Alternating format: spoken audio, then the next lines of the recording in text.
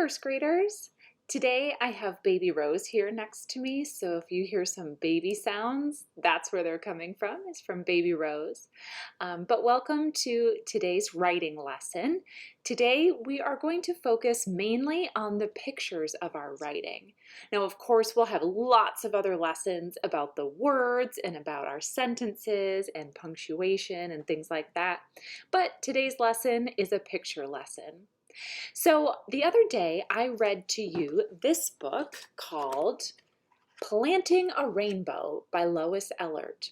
And I pointed out in this book that Lois does a great job of labeling her pictures so that they are more specific.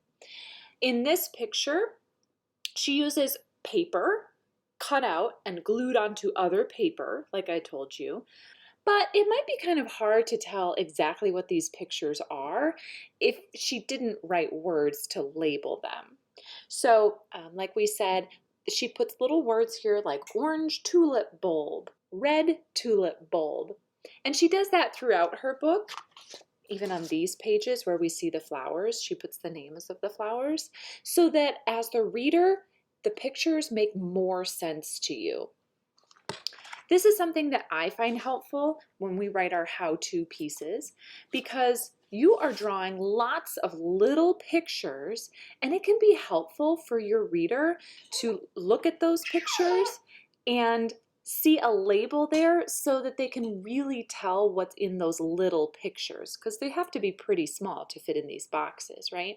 Now, is labeling your pictures something that you absolutely have to do? No, but it's something that you can choose to do as the author and illustrator, and it just helps your reader.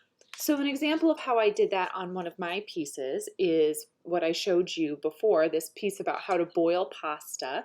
I did not put labels on every single picture, but on a couple of the pictures I really zoomed in. For example, I'm not showing the entire kitchen in this picture. I'm not even showing the entire stove.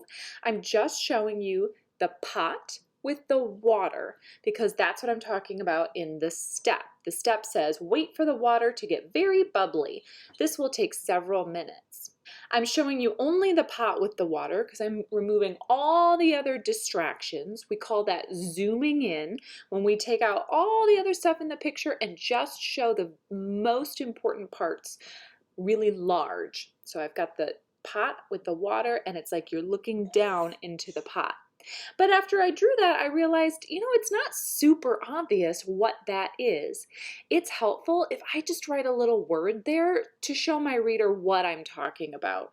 So this says pot right here, and this is water right here. And now it makes a lot more sense to you as someone who's looking at this as to what these things are. Another example of this is this last step that I put on my writing. It says, put the pasta back in the pan and put some butter on it.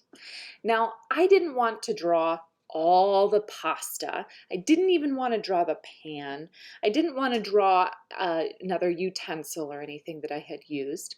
I just wanted to show the butter because that is the new thing that I'm talking about in this step.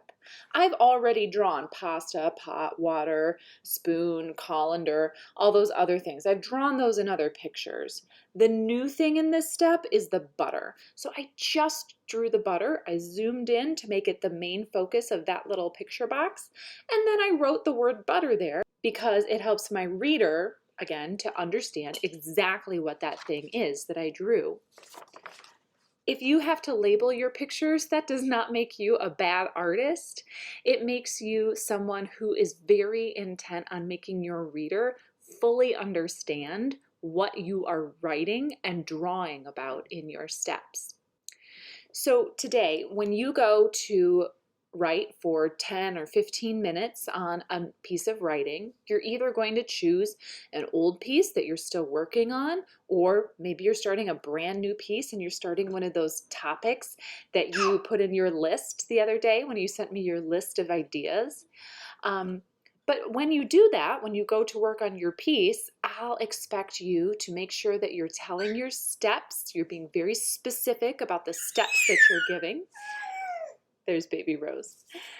I hope that you are using transition words like we talked about yesterday, so that you are very specific about the order of your steps. And then I also want you to focus on your pictures. You can zoom in to make your pictures as detailed as possible, maybe only showing one or two things in that little picture box for the step. And consider labeling your pictures. Again, it's not something you absolutely have to do. It's just something that helps when you're trying to explain the steps of a how-to piece. Baby Rose wants to say hi to everybody. She says, I hope you're having a great time writing at home, and I'll see you tomorrow. Bye, everybody.